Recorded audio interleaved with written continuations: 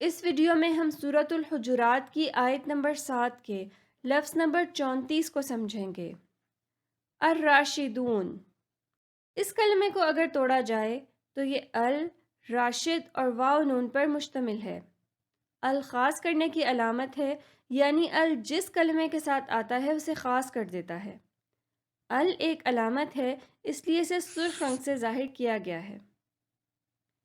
راشد ہدایت یافتہ کو کہتے ہیں۔ راشد اصل لفظ ہے اور اسے کالے رنگ سے ظاہر کیا گیا ہے۔ واو نون جمع کی علامت ہے، یعنی یہ جس کلمے کے آخر میں آتا ہے اسے جمع بنا دیتا ہے۔ واو نون کے ساتھ واو الف اور یا نون بھی جمع ہی کی علامات ہے۔ چونکہ واو نون یہاں پائی جانے والی دوسری علامت ہے، اس لیے اسے نیلے رنگ سے ظاہر کیا گیا ہے۔ لہٰذا الراشدون کا مطلب بنا سب اصل ہدایت یافتہ۔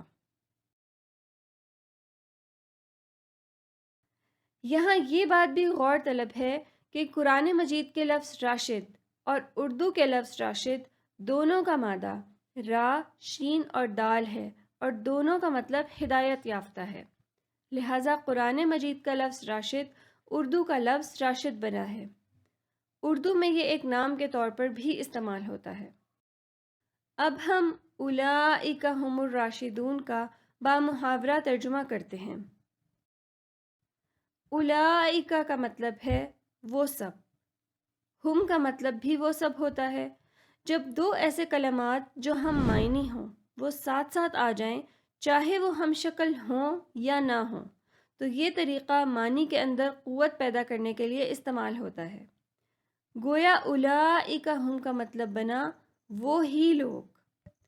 الراشدون کو ابھی تفصیلاً سمجھا ہے، اس کا مطلب ہے سب اصل ہدایت یافتہ۔ لہٰذا اولئک ھم الراشدون کا بامحاورہ ترجمہ بنا وہی لوگ دراصل ہدایت یافتہ ہے۔